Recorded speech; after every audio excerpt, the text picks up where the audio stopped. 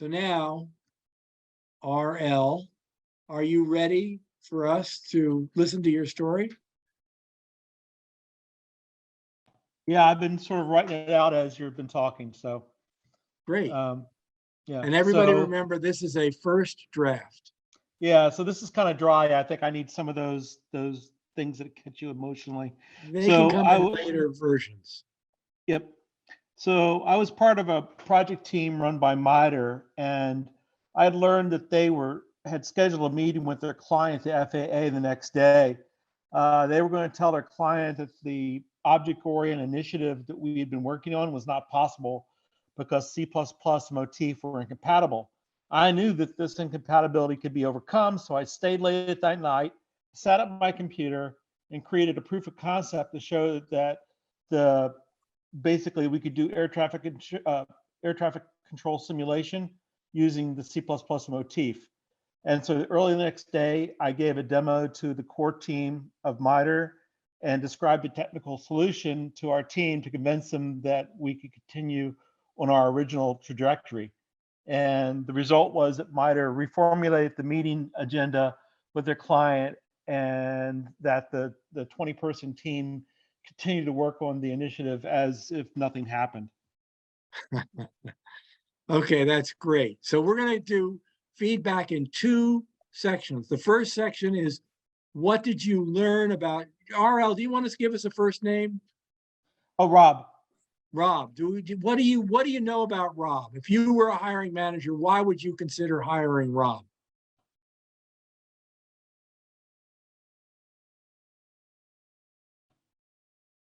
He anticipates to situations. He anticipates and think in advance. Great, thanks. He's a problem solver, but in addition to that, he's completely willing to go to his higher up and colleagues and be the counterpoint, be the one who says, nope, there's another way. So he's plenty willing to stick his neck out and stand up for his thing. So both things, right? Okay. Rob is also a person who's willing to work on the problem on his own time to resolve it. Great. Yep. That's willing to step out and take some initiative there. Go above and beyond. Anything else? I would add technical competence. Right. There seems to be that there.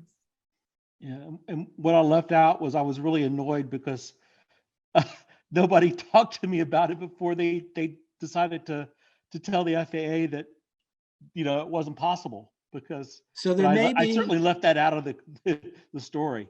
Right, but there may be an occasion where you're going to want to include that in the story. There's certainly going to be occasions where you don't, but there may be occasions when you would. Okay, now we're here also to support Rob in making the story better. And what can you think of anything he could do to enhance the story? And I placed it in the chat for people to look at. Okay, great. I would say slow it down and put in some more color. Yep, that'll come with definitely with more drafts. Yeah. Yeah, so it's not just the facts, but oh yeah, I definitely agree. It's dry.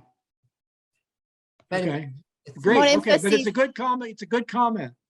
And more emphasis on, yes, a little more of emphasis in the result and who benefited from what you did. More detail in the result. Okay, good. I don't know. It sounded really good to me, but he's speaking a different language. C++, motif, mitri. You know, right. So, military guys. Yeah, that was one of the comments I have. I didn't recognize the reference to mitri, and mitri, I would have let it go, but then it came up at the end.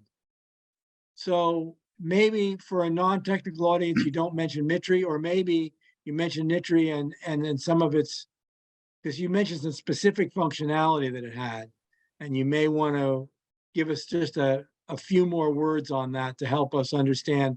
Because what I did get out of it is I gathered that mitri was something technical and that you knew it, and that maybe not everybody else in your context knew it, So that showed that you were better informed or maybe had taken some initiative at Well, some point. No, I think that this just, that's a company's name. It's MIT Research. So maybe Oh. I should just say my company. I think I should just leave it generic then. Yeah, so there's another comment that I had.